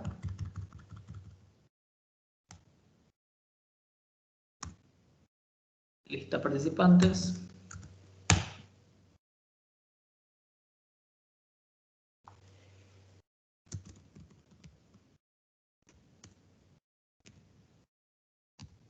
¿Qué voy a hacer? Voy a imprimir la participación personal, obtener presentación personal de cada objeto. ¿Y qué va a pasar allí? Ejecuto esto. Y vemos, bienvenido a la Universidad Unisharp. Tenemos nuestros 4 elementos.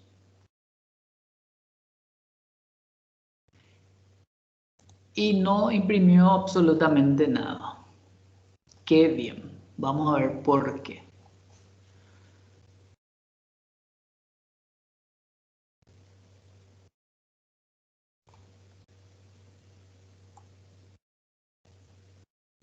Si algo no... lo que pasa es que no había terminado la vez pasada. O sea, hace rato. Voy a volver a ejecutar. Estaba en ejecución aún. Ahora sí. Bienvenidos a la Universidad Unisharp. Estos son los alumnos.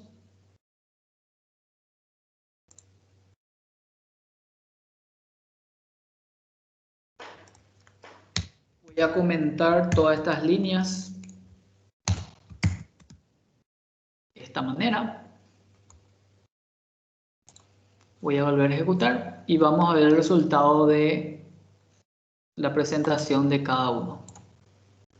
Entonces, bienvenidos a la Universidad Unisharp. Primer día y cada uno de los participantes se presenta. Hola, mi nombre es Katy, mi promoción de 2018, mi materia preferida es C#.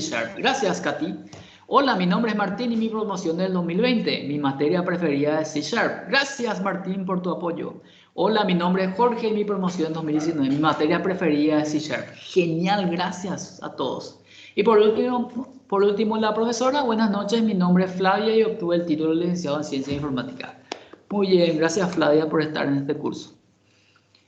Bien, entonces allí vemos un ejemplo de polimorfismo. Polimorfismo es cuando un objeto se comporta de una manera u otra según el tipo de dato, el tipo de objeto que es. Aquí vemos que tanto el alumno como profesora son de tipo persona. Si vemos en el curso, nosotros lo que fuimos agregando personas. Y aquí le estamos, a ver, program, volvemos al program.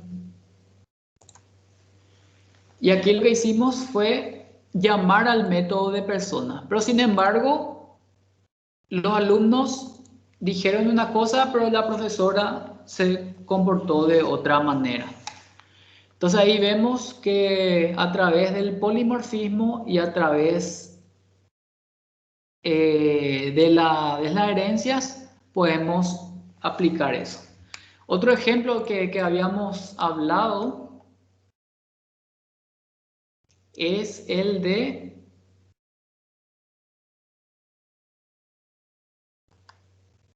WhatsApp y el notificador. Entonces veamos un ejemplo. Vamos a empezar por WhatsApp.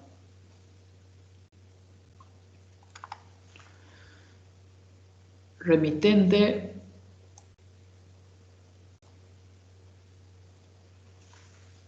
Aquí lo que vamos a tener es el mensaje y el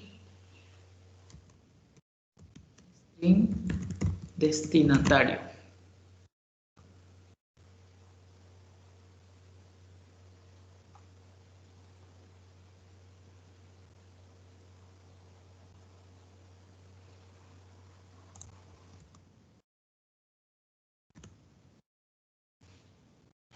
Al número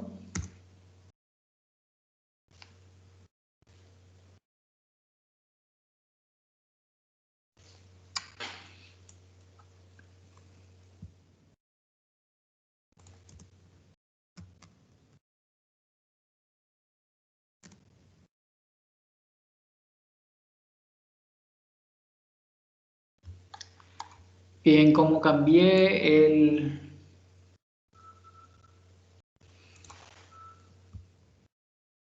bueno, vamos a dejarlo más así para no alargar tanto.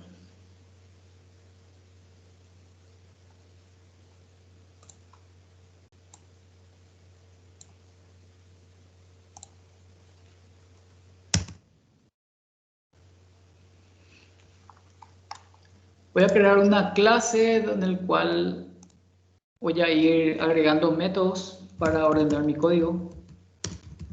Utilidades.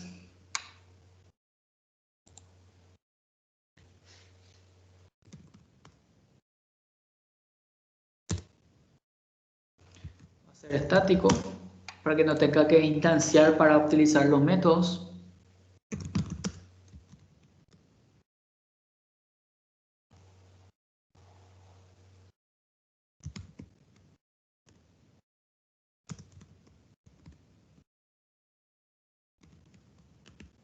Lo que voy a hacer es un método que reciba un texto y a partir de ese texto devuelva un objeto. Obtener notificador tipo. Voy a hacer un if si el tipo es WhatsApp, por ejemplo.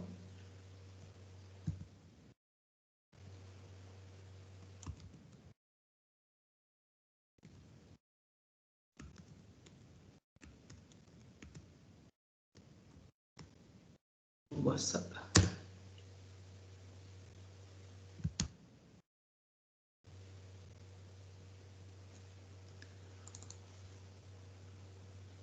Ok. Instancio un objeto y le devuelvo eso. El save. Sin embargo, si es de tipo correo,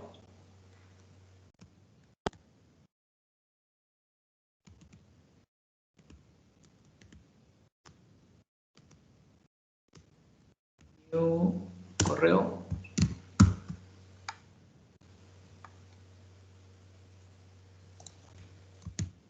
Cuando yo hago una condición de que si es igual, debe ser doble es igual.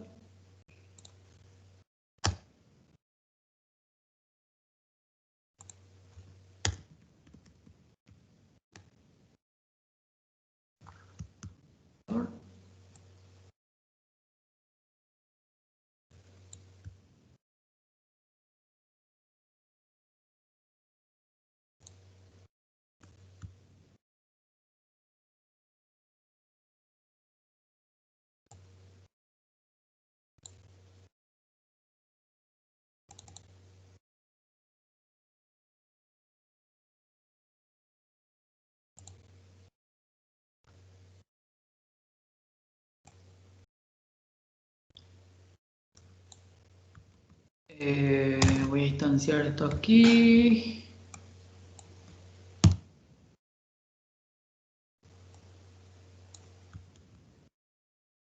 Voy a definir uno como predeterminado. El predeterminado va a ser por correo. Y si es tipo WhatsApp,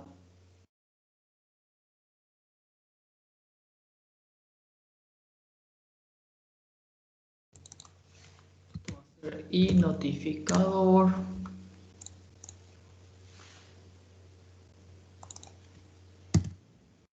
dice específicamente correo, es correo, si hay otros voy a ir agregando.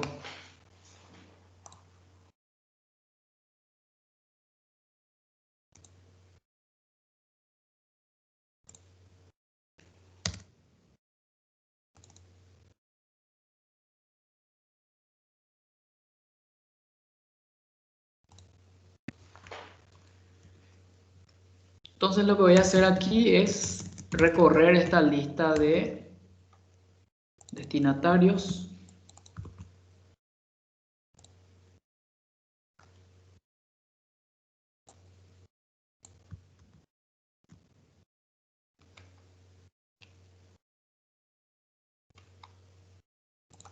Por WhatsApp al número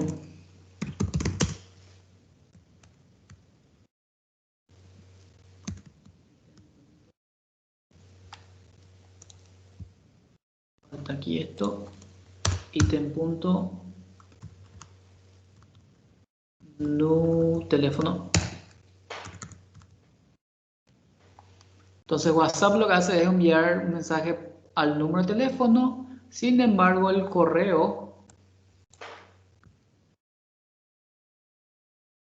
enviar notificación, lo que va a hacer es recorrer la lista de destinatarios y va a decir enviando correo electrónico al email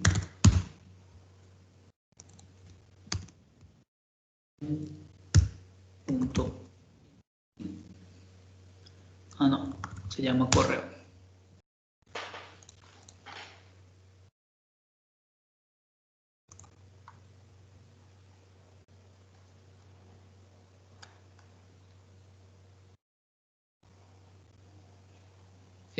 Volvemos al programa.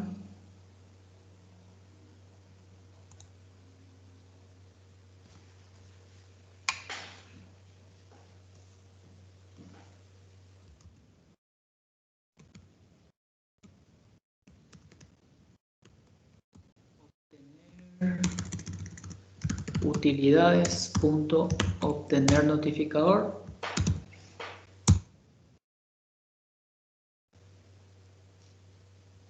Y aquí voy a utilizar el switch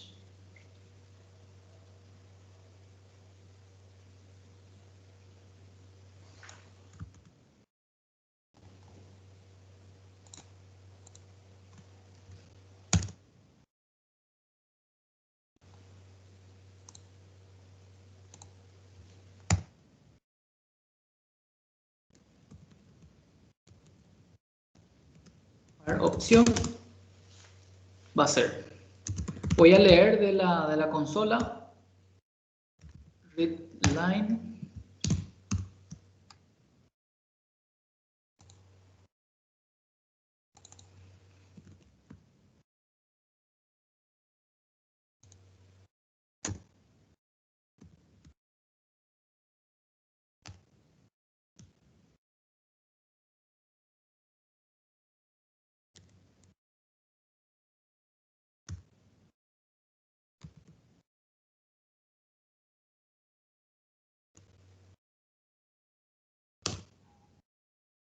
voy a decir escribe qué tipo de notificación quieres enviar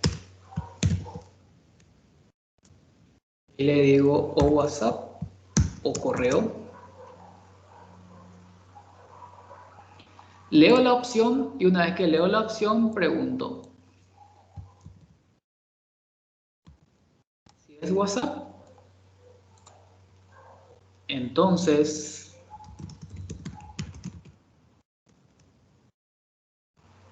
utilidades punto obtener notificador.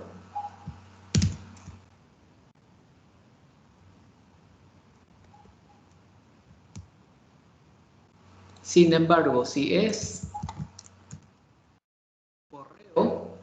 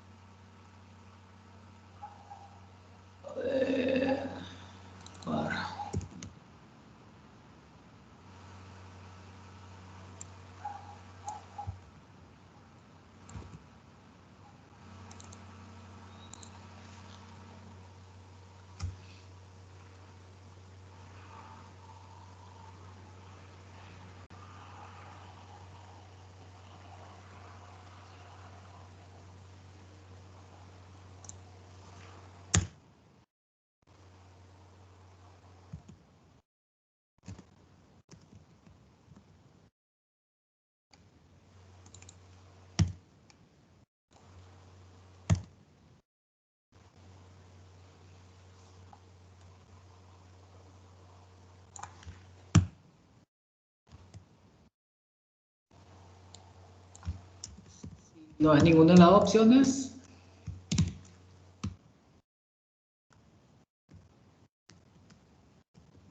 No es ninguna de las opciones. Adiós. Acá está el notificador que no encontraba.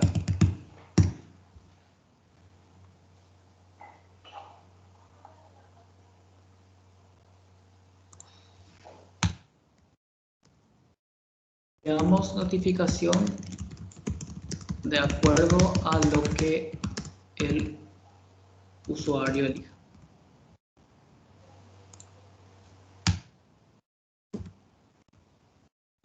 Noti.enviar notificación, mensaje. Bienvenidos. Y aquí quiere la lista de destinatarios, entonces le voy a enviar la lista de participantes de mi curso.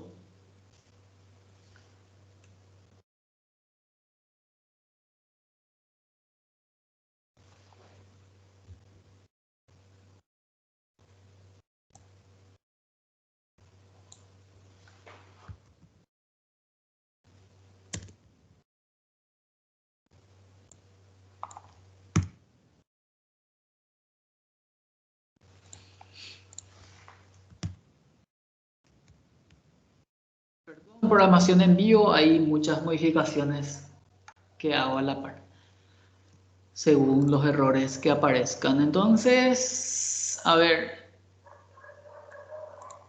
luego de la presentación yo le voy a enviar a los participantes del curso una notificación. Y esa notificación va a ser de acuerdo a lo que el usuario que está utilizando el sistema escriba.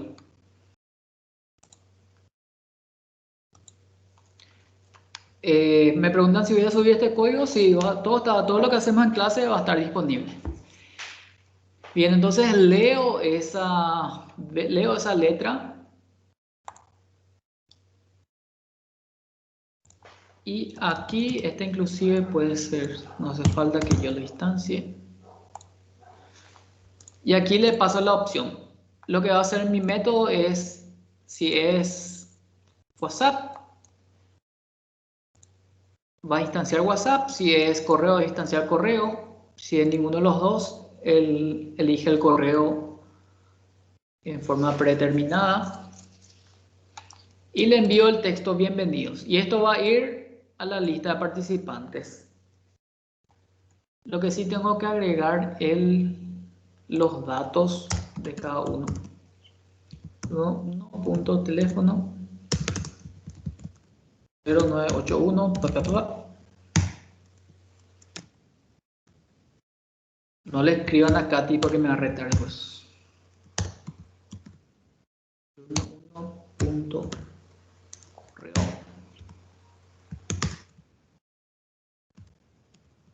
Katy@gmail.com.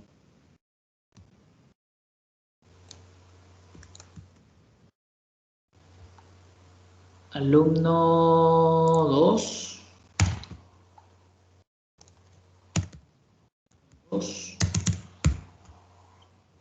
Martín tiene claro.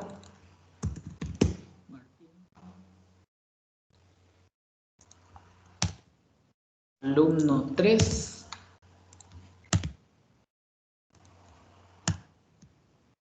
Tiene personal. Su correo es este. Y por último,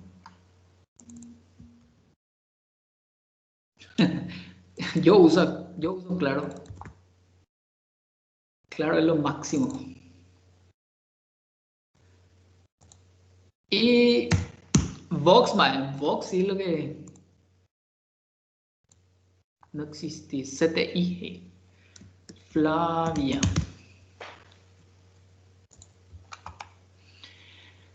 Bien.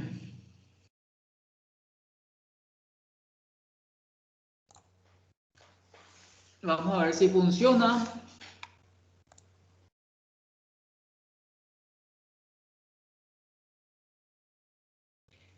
Mishimi de Vox, ¿qué épocas?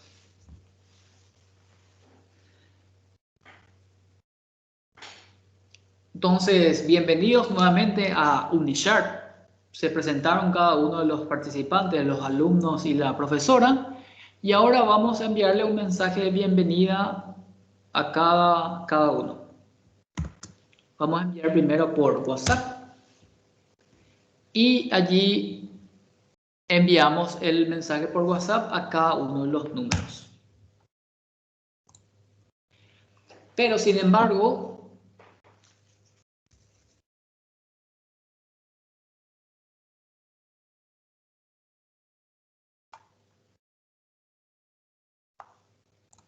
si yo envío por correo,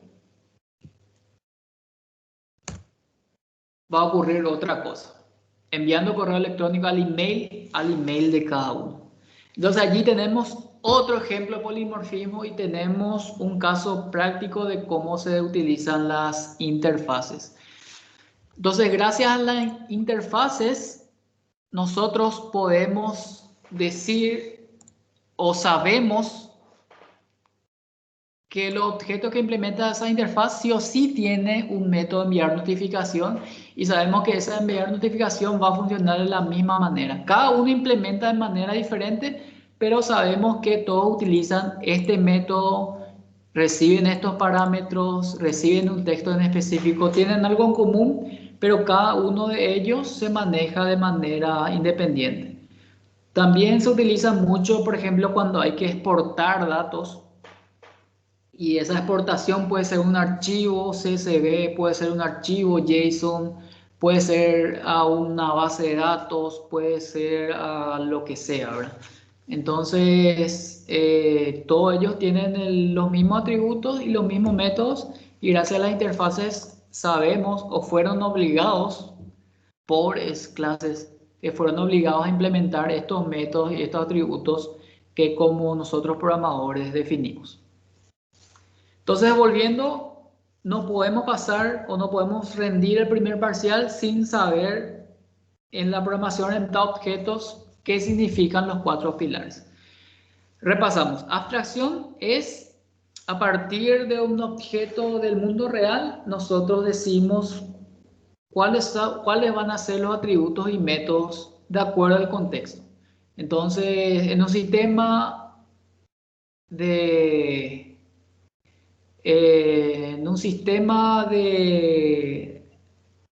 e-commerce, nosotros necesitamos ciertos datos de las personas. Pero en un sistema de universidad, por ejemplo, la clase persona o la clase alumno podría tener otras propiedades o otros métodos. Entonces, las propiedades y métodos de acuerdo dependen mucho del contexto y es abstraernos, es entender el problema y a partir de ello definir sus propiedades. Polimorfismo vimos ahora cuando un objeto, un mismo tipo de objeto se comporta de manera diferente de acuerdo a ciertas características. Aquí vemos que el notificador es de tipo inotificador, pero se comportó de una manera u otra. Gracias a la herencia y al polimorfismo. También en el tema de presentación personal vimos un ejemplo de polimorfismo. Herencia es lo que vimos que uno de los pilares que se utiliza bastante, que se utiliza más, que podemos reutilizar las propiedades, que podemos reutilizar los métodos y de esa manera reutilizar bastante código y ser más efectivos, más productivos y más rápidos al escribir nuestros sistemas. Y no recuerdo cuál es el otro pilar. ¿Me recuerdan?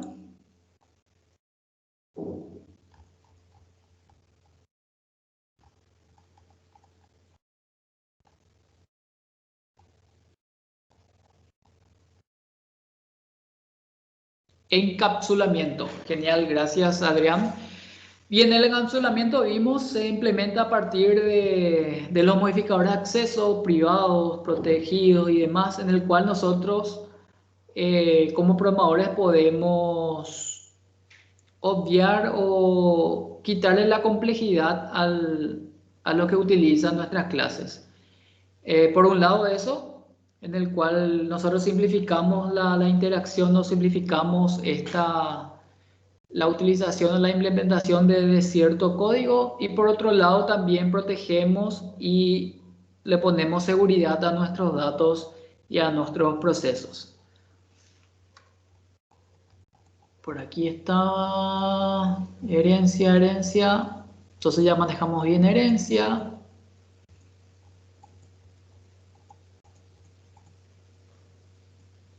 Algo de las herencias es que las herencias pueden ser de un nivel, de 2 niveles, de 3 niveles, de 4 niveles.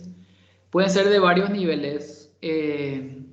B puede heredar de A, pero sin embargo D puede heredar de B. Y puede haber otra clase que herede de D. Entonces cada clase puede implementar de una manera diferente.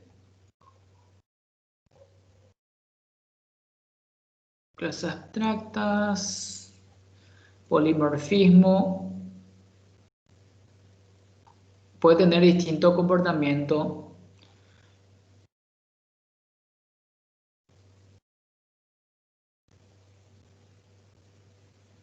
Y la definición dice eso: el grupo de propiedades relacionadas, métodos y otros miembros que se tratan como una sola unidad u objeto. Internamente nosotros lo manejamos de como quisiéramos.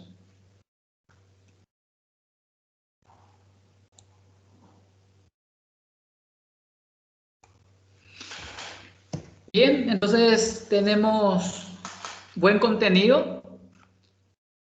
Fuimos navegando por la parte teórica y también tocamos la parte práctica. Queremos que ustedes practiquen con este código, que puedan replicar y ver cómo puedan modificarle los datos, puedan probar cosas, pueden hacerle fallar, pueden escribir sin copiar y ver de esa manera aprender, ¿verdad? Los ejercicios le van a ayudar bastante a afinar los conocimientos.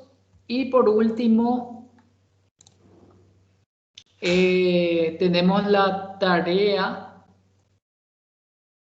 de la clase 5. Voy a modificar eso. Voy a volver a compartir mi pantalla.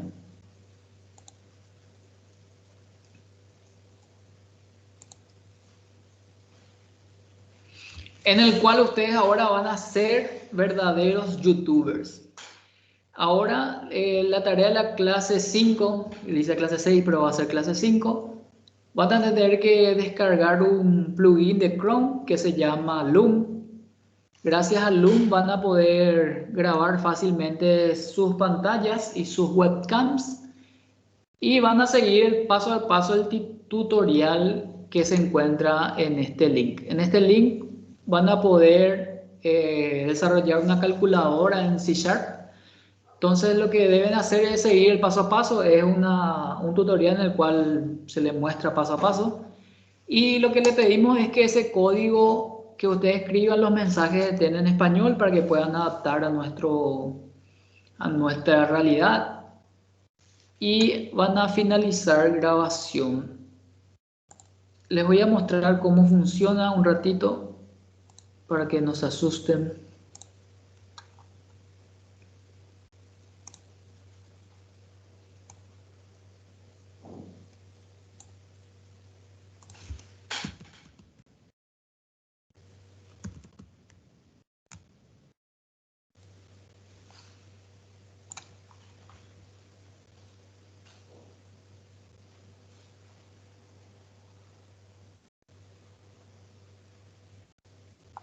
Bien, google.com, cuando instalen la extensión y se loguean, van a tener esta pantalla.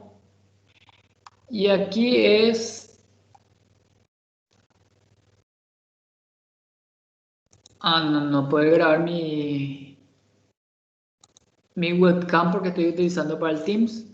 Aquí saldría el webcam y aquí tienen que elegir screen y cam, si tienen webcam, full desktop y start recording.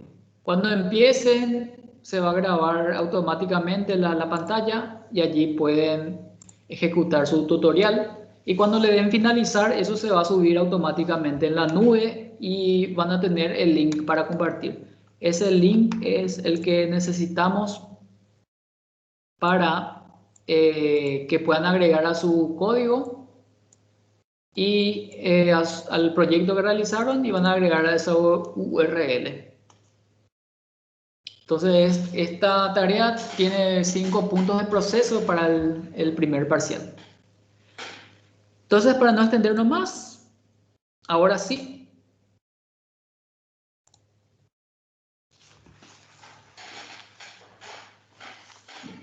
Abierto a preguntas. Si no hay ninguna pregunta, finalizamos la clase por hoy. De igual manera, vamos a estar disponibles para cualquier pregunta que tengan sobre las clases. Y eso.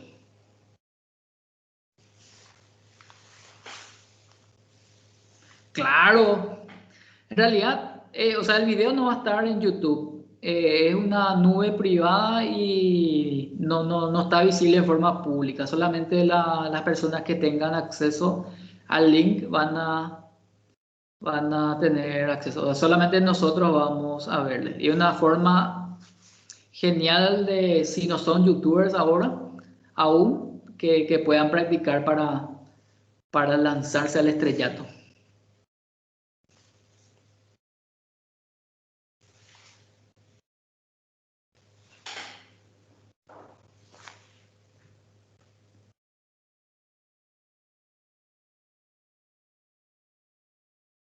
Y no vamos a compartir públicamente ni a sus compañeros tampoco sin autorización, entonces no se preocupen por eso.